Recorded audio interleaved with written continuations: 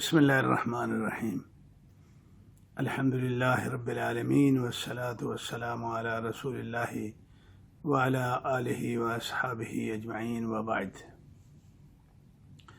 سامعین کرام،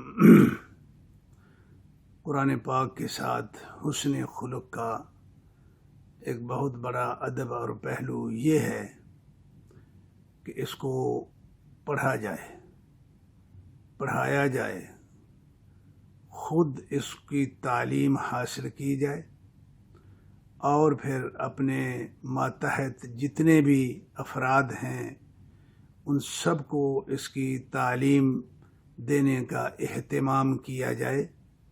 یہ اس قرآن پاک کے ساتھ ایک ادب اور حسن خلق کا بہت بڑا پہلو ہے، لازمی ہے۔ اس کے بغیر آدمی قرآن کے ساتھ حسن خلق کا مظاہرہ نہیں کر سکتا۔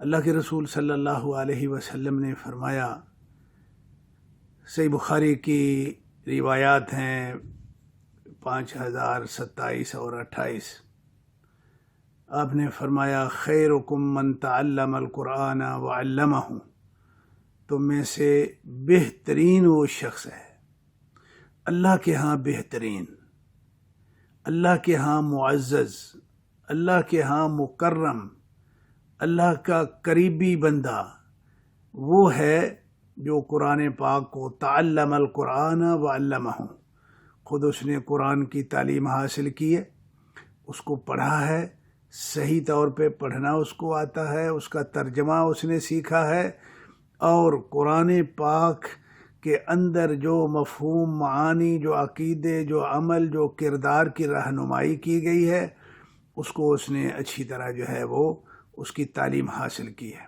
وَعَلَّمَهُ، اور پھر وہ اس کے بعد دوسروں کی بھی تعلیم کا جو ہے وہ اہتمام کرتا ہے، چاہے وہ خود پڑھا رہا ہے یا یہ ہے کہ کم از کم اپنے اولاد کو، بچوں کو، ماتحت بہن بھائی جو اس کے ماتحت ہیں ان کو باقاعدہ قرآن کی تعلیم سے بہرہ مند کرنے کے لیے اس نے اہتمام کیا ہوا ہے۔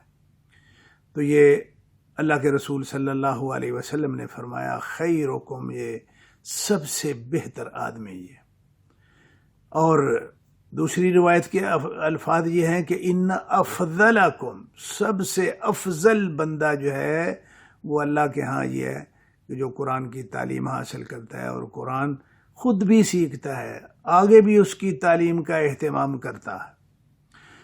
تو بھائیو، یہ اللہ رب العالمین کے قرآن کے ساتھ حسن خلق، اس کو پڑھائی نہ جائے، اس کو سمجھائی نہ جائے، اس کے اندر کیا ہے وہ کسی سے پوچھا ہی نہ جائے، تو فرمائیے کہ یہ کون سا ادب ہوگا، کون سا حسن خلق ہوگا۔ یہ قرآن اللہ تعالیٰ نے کوئی ایسے محمل کتاب تو نہیں اتاری ہوئی کہ بس ٹھیک ہے جیسے دوسری کتابیں پڑھی ہیں، کو پڑھنا چاہے پڑھ لے، نہ پڑھنا چاہے نہ پڑھے، ایسے تو یہ تو اس کی پوزیشن نہیں ہے۔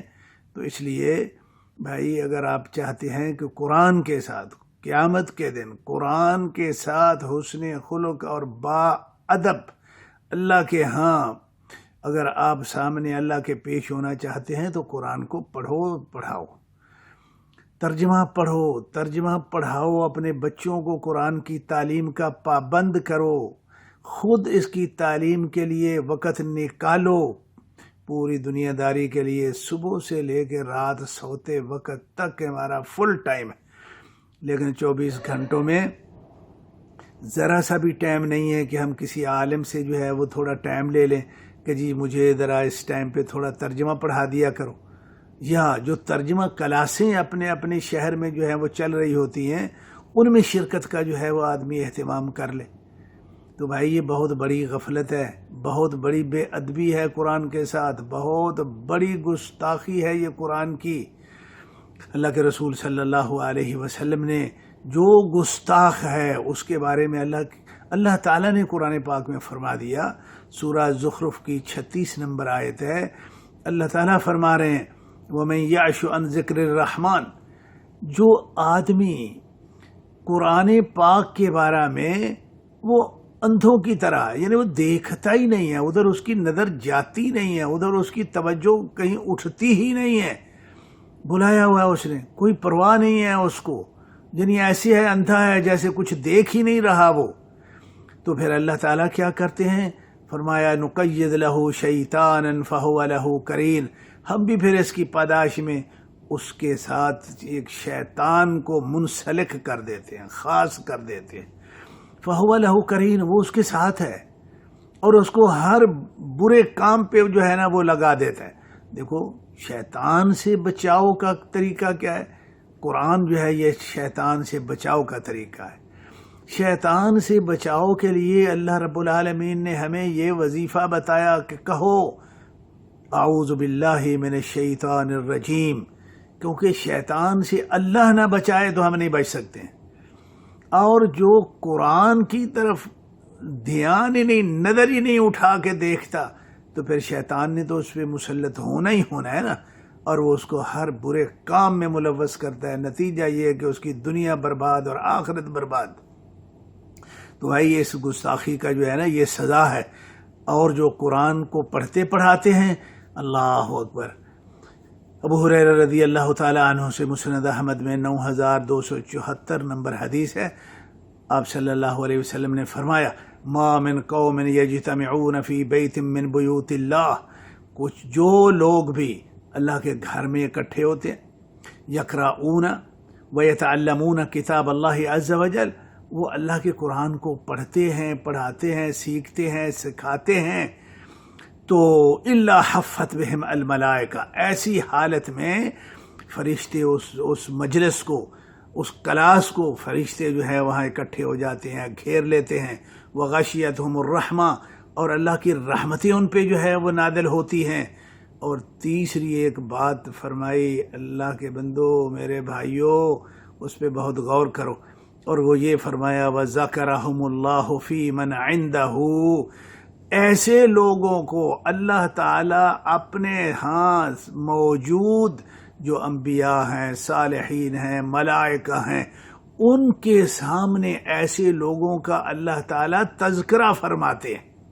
اللہ اکبر. یہ کوئی چھوٹا اعزاز نہیں ہے بھائی، یہ بہت بڑا اعزاز ہے. اس کی قدر و قیمت پوچھنی ہونا تو ابی ابن کعب رضی اللہ تعالی عنہ سے پوچھئے. مسند ابی اعلیٰ میں روایت ہے 3246 کہ اللہ کے رسول صلی اللہ علیہ وسلم نے ابی ابن کعب سے کہا کہ ابی امرت، مجھے اللہ نے حکم دیا ہے کہ میں تیرے ساتھ قرآن کا دور کیا کروں.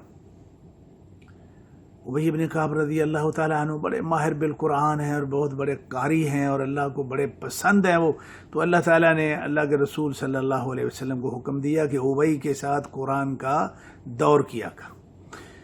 اللہ کے رسول صلی اللہ علیہ وسلم نے جب ابی کو یہ بتایا کہ ابی یہ میرے اللہ نے مجھے حکم دیا ہے. دیکھو جو نصیب والے ہوتے ہیں، جو قسمتوں والے ہوتے ہیں، انہوں نے کہا یا رسول اللہ اسمانی ربی، میرے اللہ نے میرا نام لیا ہے. اللہ کے رسول صلی اللہ علیہ وسلم نے فرمایا ہاں ابی تیرا نام لیا ہے اللہ تعالیٰ نے.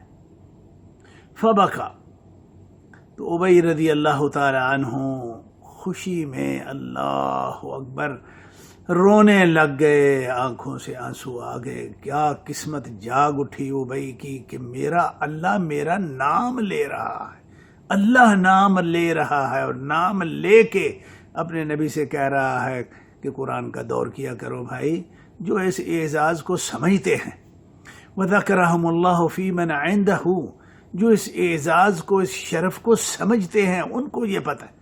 ہمیں تو پتہ ہی نہیں ہے، ہمیں کیا قدر ہے کہ اللہ نام لیتا ہے نہیں لیتا، اللہ ذکر کرتا ہے یا نہیں کرتا. نہ اللہ کی کوئی وقت ہمارے دل میں ہوگی تو اس کی قدر بھی ہوگی نا. تو میرے بھائیو آج کے اس درس میں توجہ دلا رہا ہوں کہ قرآن کو پڑھو اور پڑھاؤ، اس کو سیکھو. یہی حسن خلق ہے قرآن کے ساتھ، اور اس کا یہ شرف اور اعزاز ہے.